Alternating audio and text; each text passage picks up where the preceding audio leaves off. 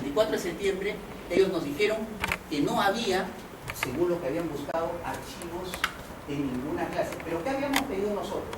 Todos los archivos físicos y no físicos, cintas de audio, cintas de video, cardex, tarjetas perforadas, Betamax, Betescan, VHS, todo lo que estuviera disponible, lo que no chocara, porque los abogados constitucionales nos guiaron en el tema de no chocar con el aspecto de la defensa y soberanía nacional.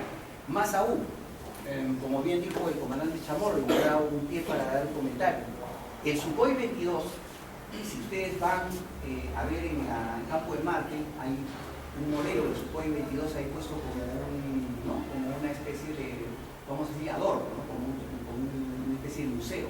Y ahí, si ven el cuadro, dice, este avión prestó servicio activo hasta el año 2006. Entonces, si un avión termina el servicio activo hasta el año 2006 y el proceso de desclasificación fue entre el 2012 y el 2013, quiere decir que perfectamente, por la ley, podíamos acceder a esos archivos porque ya había pasado largamente el tiempo de seguridad que había sobre este tema. Eso es lo que los abogados nos han comentado que así es. Y los casos de 60 años atrás, desde parte del año 42, yo creo que mucho más, porque los aviones de ese tiempo ya prácticamente ya han desaparecido, estarán en cualquier arenal ahí, abandonados y con pajaritos, entonces sí se podía acceder a esta información, pero nos dijeron que no había nada. El 10 de diciembre de 2013, para esto quiero hacer un previo, ¿no? Nosotros nos dijeron el 24 de septiembre de 2013 que no existía ninguna información. Y luego el presidente Humala nos responde en una carta de que no podía abrir los archivos. El ejército también nos respondió, no existen archivos en el servicio de inteligencia del ejército. Nos respondió un general de brigada, que en este momento no me recuerdo bien el apellido, pero es una carta oficial. Y la Marina de Guerra, ojo, nunca obedeció la orden de desclasificar. Porque quiero decir una cosa, el señor Juan José Jiménez, que en ese tiempo era presidente del Consejo de Ministros y ministro de Relaciones Exteriores, él fue el que presidió la mesa ese día del 31 de julio del 2013 en que aprueba la carta de nosotros, detallada de 7 hojas, para desclasificar según los artículos incisos de la ley de elecciones que nosotros habíamos invocado. Entonces, cuando un ministro o un primer ministro o el presidente del Consejo de Ministros da una orden de ese tipo, ¿qué significa en buen legal? Que es el rango, esa orden de desclasificar tiene una orden superior de categoría política, ¿sí o no? Porque está hecha en una reunión del Consejo de Ministros y curiosamente ese mismo día el secretario general de la presidencia del Consejo de Ministros le alcanza la carta nuestra al secretario general del Ministerio de Defensa. ¿Quién era ministro de Defensa en ese tiempo? El señor Cateriano, que ahora curiosamente es el canciller y el premier, ¿sí o no? Entonces, estaban perfectas las cuestiones legales se cumplieron a cabalidad. Lo único que quedaba era, inclusive si no hubiera habido un reparo legal, la Fuerza Aérea, el Ejército y la Marina estaban en la obligación legal por el rango de la orden del Consejo Supremo del Consejo de responder al ciudadano Mario Segarra. ¿Por qué? Porque el ciudadano Mario Segarra en ese tiempo estaba invocando una ley que nos competía a todos, no solamente a mí, a todos. O sea, yo sin querer involucré a todos ustedes y todos ustedes quedaron involucrados. A partir de ese momento, a partir que el señor Humala me responde en una carta de octubre de 2013 de que no puede abrir los archivos porque es considerado materia secreta y me invoca la ley de defensa y soberanía nacional, entonces yo dije, pero me pone unos incisos de artículos que tienen que ver con espionaje y con producción de prototipos experimentales. Tal cosa no habíamos invocado nosotros en nuestra carta, según las abogadas. Estábamos centrados exclusivamente en los archivos confidenciales que ya largamente había superado el tiempo de apertura. Entonces, pero ocurre algo muy extraño. El 10 de diciembre de 2013, tenemos el video para demostrarlo, le he enseñado a un periodista mexicano llamado Johanan Díaz Vargas un archivo llamado archivo 0007, ¿no? En Instagram, el investigador Díaz revela que el expediente que le enseñaron era el caso Santa María la Joya, y dice ahí, Johanan Díaz, Instagram, este es el expediente del caso Oscar Santa María, quien le disparó un ovni sobre la base militar La Joya, y hay un fotograma de un documento que dice DINAE-DIFA, caso 0007, Óscar Santamaría Huertas, caso La Joya, 1980, y abajo una fecha de octubre del 2013, Dirección de Intereses Aeroespaciales. Entonces, aquí quiero que te detengas en buena mente. ¿Qué significa eso? ¿Pasó algo? Realmente pasó algo. O sea, por ejemplo, la carta hubiera sido más detallada si me hubiera dicho, señor Segarra, recibimos acuse de su carta, sí, hay archivos, pero no podemos abrirlos porque hay un proceso de seguridad sobre esto. Perfecto, yo lo hubiera entendido y así lo hubiéramos procesado. Pero cuando descubrimos que se le enseña a un extranjero, la Ley de Defensa Nacional y Seguridad se aplica a civiles o también a extranjeros, a civiles ciudadanos, se aplica más a los extranjeros, porque los extranjeros pueden robar información para dársela a, como dicen, a países enemigos. Entonces, acá pasó algo, acá sucedió algo que más adelante tendrá que ser explicado a cabalidad. La siguiente, por favor.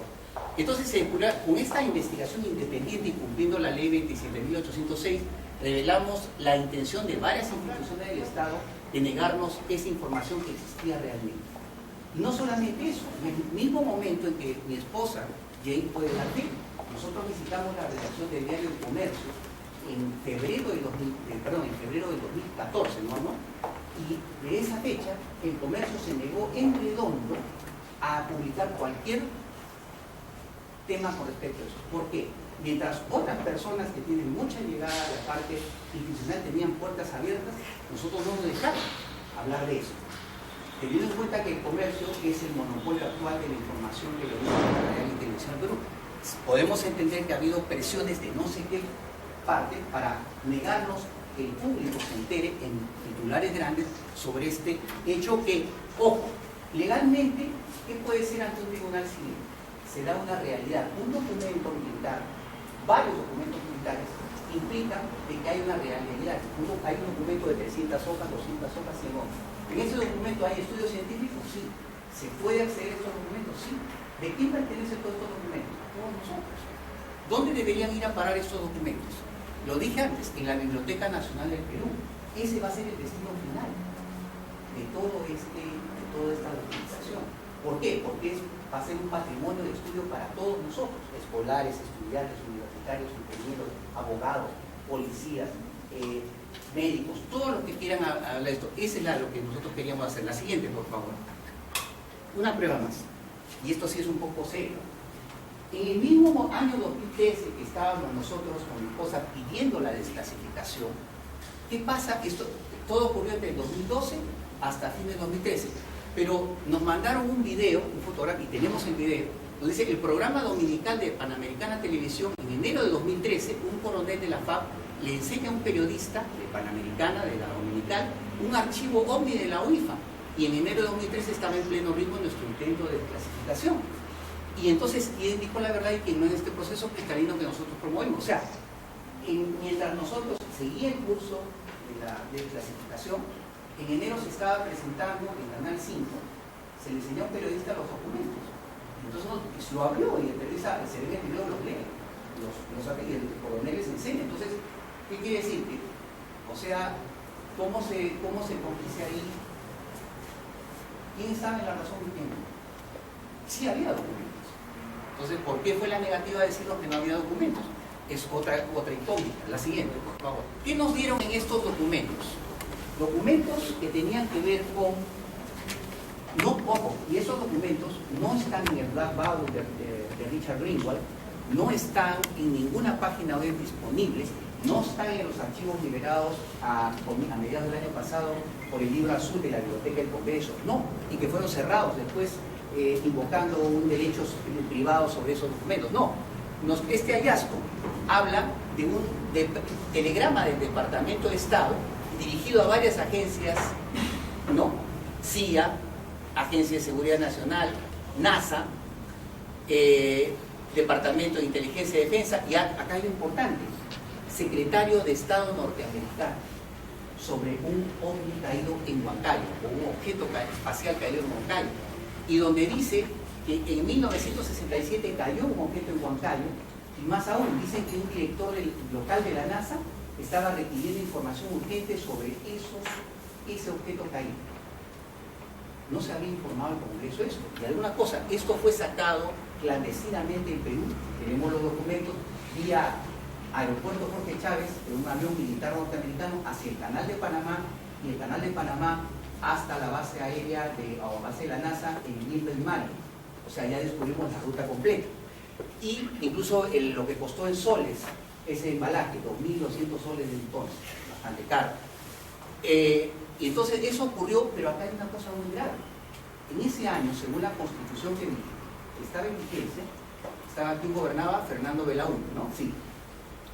Había una ley internacional que decía que para autorizar la salida de cualquier objeto espacial caído por una potencia o país extranjero, tenía que ser discutido en la Cámara de Senadores y en la Cámara de Diputados del Perú, hecho que no se hizo. Y eso fue una ilegalidad constitucional. O sea que las cosas ya estaban mal.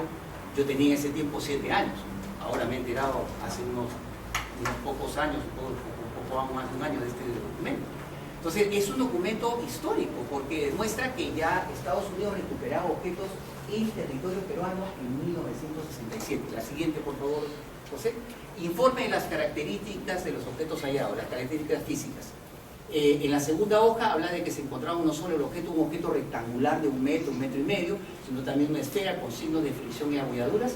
Esto fue reseñado a la Agencia de Inteligencia de Defensa, DIA. La siguiente. El itinerario de envío de estos objetos, según este parte, el siguiente, los objetos fueron enviados desde Lima, la anterior te pasaste. Fueron enviados desde Lima en un avión militar Yusa con destino a Panamá. Ahí hay una base de la Fuerza Aérea Norteamericana, para ahí llevarlos a los cuarteles de la NASA sin conocimiento previo de los peruanos. Esto recién yo he querido colocar en todos los periódicos de Perú esto, y hasta ahora no he tenido esa oportunidad. No sé si ha venido algún medio de comunicación. Con mi esposa hace 2 semanas hemos invitado con digamos, notas de prensa a toda la prensa nacional e internacional. No sé si hay algún periodista acá, no ha venido. Parece que sigue, se tomó las presiones para que no venga. La siguiente. Segundo expediente sobre ovnis caídos en Perú. Este otro documento inédito, y acá lo tengo en parte, es bastante largo, pero hace referencia a que el 19 de julio de 1966 cae un objeto extraño en Cajamarca, en el distrito de Callao. Acá ellos ponen Cajamarca, o sea, no ni siquiera escribe bien nuestro trabajo. Dicen Cajamarca. Y este objeto medía 4.7 metros de largo por 2.6 metros de ancho, era aluminizado. Hay fotografías del objeto y acá viene una cosa muy seria. Segundo párrafo, que lo ven acá se lo voy a leer, dice USDAO is in contact with Peruvian Air Force. USDAO es el código secreto de un oficial militar de alta graduación trabajando dentro de la Embajada Norteamericana en Lima, en ese entonces, el año 66, perdón. Y en ese tiempo ese oficial militar estaba en contacto telefónico con la Fuerza Aérea Peruana para hacer esfuerzos en los detalles de buscar el objeto. Y dice, la embajada apreciará la guía y el seguimiento para el de control hasta el guardián, o sea, hasta por 1 año, el seguimiento hasta por 1 año de estas instrucciones. O sea, de espaldas a los peruanos han habido 2 caídas de objetos espaciales extraños. No se ha podido corroborar qué eran, pero se saltaron varias leyes constitucionales. Nuevamente el 67, o el 66, el 67, no se convocó a la Cámara de Senadores y Diputados para informar de esto, se debió haber informado legalmente. Pero este documento muestra que en realidad eso... La siguiente, por favor. Bueno, esto ya es algo nuevo. Es un ovni caído en Bolivia. No lo tiene tampoco el gobierno de Evo Morales. Se tomó una primicia mundial. En el año 79 cayó un objeto en Santa Cruz, Bolivia, y ni siquiera el gobierno boliviano Mundas, polvo lunar, que es el código secreto de los gobiernos americanos, sobre todo de las fuerzas aéreas americanas, para describir un objeto que no es americano, ni soviético, ni ruso, ni de otro país, que ha caído en una región. Y se recogieron, es el código para nave extraterrestre, el escrito de esa dice que esta información es altamente sensible. Debe compartir. La siguiente. El segundo dato increíble. Dice, en la segunda hoja el objeto tenía 70 centímetros de diámetro y 2 metros de circunferencia. Tenía forma de platillo. Y los que más increíble, se tomó una filmación del disco volador y estrellaron en el lugar. Además de foto, el incidente, incluso un enlace militar, el coronel Coca, así se apellidaba, coronel Coca, que después hizo honor a su apellido, siendo procesado por narcotráfico, fue el que guió a la CIA, ¿no?, y al Departamento de Defensa en Santa Cruz, Bolivia, para recuperar este objeto. Eso, entonces, y luego el expediente del 65, de la ufología chilena, de una ovni observado en la base de la Antártida, en la isla de Decepción en el 65. Esto sí fue corroborado por el diario El Comercio. Es un caso que no es tan oculto, pero sí hay datos interesantes sobre eso. La siguiente, por favor.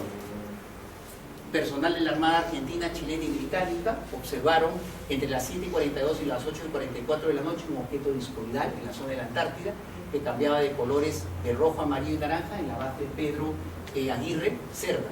Un cabo chileno llamado Vladislao Durán Martínez logró obtener 10 diapositivas orales en Tacrón, que eso fue entregado a la Embajada Americana en Santiago. O sea, los chilenos nunca vieron, ni la gente del mundo, de todos los ciudadanos del mundo, jamás vieron esa fotografía. ¿Quién las tiene? Ya saben quién las tiene. La siguiente. ¿Qué hacemos ahora? Esa es la pregunta. ¿Qué hacemos ahora? Hay una cosa también, un documento importante que quiero finalizar con esto. Es un documento llamado el Sumario 4. Este documento, entregado por nosotros, por otras personas confidenciales, habla de una forma de, digamos, cómo es un manual para, digamos, cómo hacer con los platillos voladores. Pero este dato es de febrero del 49, y según la conferencia que les acabo de dar, en febrero del 49, ¿qué comisión estaba vigente? La comisión Drach, que decía que todos los ovnis son observados por tontos, por gente con fiebre cerebral, tarados, imbéciles, delirantes, ¿no es cierto? ¿Y qué decía este manual? Unconventional aircraft, aeronaves no convencionales. Esto no lo tiene ni el libro negro, o sea, ni el Black Book. Decía, el esfuerzo continuo de la Fuerza Aérea, requiriendo la información pertinente a los avistamientos de aeronaves no convencionales y objetos voladores no identificados, incluyendo los llamados flying discs, platillos voladores. Año 1900. O sea, que mientras ellos decían en público, los militares americanos, los ovnis son observados por dentro, Manual Secreto decía, sí, investiguen a los platillos voladores. ¿Y dónde manden la información? A la base aérea de Wright-Patterson, Dayton, Ohio. ¿Por qué es importante la base aérea de Wright-Patterson de Dayton, Ohio? Porque dicen que ahí se envió los restos de choque de ovni de Roswell. Otra vez vuelve la... Y acá hay un párrafo final que a mí me impresiona y quiero compartirlo con ustedes. Párrafo final de este sumario de 7 páginas. Dice, párrafo 5, párrafo 6, donde decía, los ovnis son observados por tontos, locos y la ilusión óptica de muchos enfermizos. Párrafo 5, si el objeto contacta la Tierra, o sea, desciende, se tienen que obtener los detalles o huellas de las depresiones del objeto que haya aterrizado. Miren, y dice, si el objeto aterrizó y presumiblemente despegó para el propósito de hacer comparaciones con otras huellas. ¿No les parece extraño? Y este otro, peor todavía, si el objeto se acerca lo suficientemente a otra aeronave o objetos conocidos, hay que chequear las superficies con contador Geiger para ver si hay posible radiactividad. Hacer comparaciones con otros aeronaves no convencionales. Manual secreto, sumario 4, de la Fuerza Aérea entregado a nosotros. Eso me gustaría que salga en las páginas página 1, 2 y 3 del Diario del Comercio. Pero sé que el Diario del Comercio no es de los peruanos. ¿Saben por qué? Porque el Diario del Comercio, y lo digo en voz alta, está gobernado por capitales británicos, norteamericanos y alemanes. Los peruanos no tenemos representación, y gente que está en el directorio son nombrados por esos capitales. O sea, los peruanos de aquí no tenemos acceso al Diario del Comercio. El Diario del Comercio es dueño de todas las televisoras, radios y prensa, escrita, local y independiente. Entonces, estamos con las puertas cerradas. ¿Por qué no cerró las puertas el Diario del Comercio cuando es la noticia más ufológica, más importante de los últimos 30 años? ¿Qué hemos demostrado con esto, damas y caballeros, para terminar? El fenómeno OVNI es real en el Perú. Le hemos dado un nivel alto, le hemos puesto una valla alta, una valla política, tiene un nivel ya político, tiene un nivel militar y tiene un nivel científico. Porque, ojo, otro de los documentos que tenemos en nuestro poder y todavía vamos a revelar en los próximos tiempos, habla de la colaboración de científicos peruanos, con nombre y apellido, con las fuerzas de inteligencia de los Estados Unidos. Teniendo en cuenta que cuando JJ Benítez, cuando se le entregaron 16 expedientes OVNIs en 1976, y luego en el año 97, 93, hubo una segunda desclasificación y Benítez declaró que esta siguiente desclasificación era un burdo trucaje, una farsa, un fraude, y él probó después, porque le entregaron los correos electrónicos de esos pseudufólogos valencianos llamados Ballester Olmos y Joan Plana, donde decían cómo se comunicaban por correo con los servicios de inteligencia americanos y les daban las indicaciones de cómo mutilar la información de los expedientes de Benítez, cómo poner todos los datos fraudados para parecer que fuera el planeta Venus, la constelación de Orión o las Pléyades. Entonces, ante tamaño problema, si eso está ocurriendo en España, entonces nosotros creo que hemos hecho un paso adecuado como civiles, y creo que no hemos roto ninguna ley, no hemos quebrado nada, hemos simplemente hecho uso de la ley de la Constitución Política del Perú para llegar a una conclusión. Sí, hay archivos de OVNIs en el Perú, pero el asunto es, yo he dicho, si en el año 2006 el Sukhoi 22 ya dejó de operar, entonces ya los documentos que hayan sobre ellos ya son pasibles de ser abiertos, ¿sí o no? Legalmente sí es pasible. Yo creo que con estos documentos, sobre todo los de Perú, los ciudadanos de a pie simplemente vayan con las copias y presenten los documentos ante un juez civil. Señor juez civil, soy fulano de tal, el señor Segarra hizo una petición al gobierno peruano y le dijeron que no había archivos OVNI, pero sí hay archivos, acá está la foto, ordenen ustedes, señor juez civil, a la autoridad pertinente que abra los archivos. O sea, yo dejo esa función en manos de ustedes. Yo ya cumplí con una misión. Ya, más allá, yo soy un simple ciudadano que ha hecho algo que no pensó hacer en su momento. Yo tampoco me quería ver en esta situación, pero el estar en esta situación, vaya que le ha acarreado algunos problemas. Pero es que justamente eso es. Cuanto más duro es el camino, cuanto más excluso, cuando todo el mundo le dice, estás mal, es cuando más seguro soy de que el camino es real. Y mi convicción y mi conciencia, mi alma me dice que he hecho las cosas correctamente. Porque, ¿cuál es el norte de cada ser humano? Es llegar a la verdad. Yo soy de lo que dicen que no debe haber ya más secretos en el mundo. ¿Qué nos hizo Snowden, probar Snowden, Brandy y Assange, que para mí son unos héroes del mundo? Y lo deberíamos muchos invitarlos a ellos. Ojalá que Assange salga algún día de la embajada de Ecuador con una falsa acusación de violación. En realidad, Estados Unidos quiere llevárselo para condenarlo a muerte, solo por revelar cómo es el mundo real. Nos están espiando, nos están escudriñando, nos están vigilando, y es un mundo que verdaderamente civilizado no puede permitirse más. Nosotros, con esta, no quiero compararme con Assange, con Snowden, con Brandy, mucho más que yo, pero ciertas manos me han guiado para demostrar de que hay más información por requerir o demostrar o por evidenciar, y que los derechos constitucionales civiles son lo más importante que tenemos, porque nosotros, el ser humano, el ciudadano, es lo más importante. Si nosotros claudicamos nuestros derechos, yo claudico en mis derechos civiles de transparencia informativa, ¿qué pasará después? ¿Qué pasa? Un día me van a decir, ya no puedes comer 7 días a la semana, se lo dice el Estado, vas a comer solo 3. O de repente ya no vas a tomar agua 4 veces al día, solamente tomar 2. Así comienza la presión. Entonces se debe evitar eso. Y este ejemplo es justamente, la información tiene que ser tarea de todos. Así como estamos presentes en el caso del TPP. Exactamente. Entonces quiero agradecer a ustedes por esta histórica conferencia. Yo creo que esto se debe haber hecho hace 15 años, pero valió la pena esperar. Gracias, muchas gracias por esta.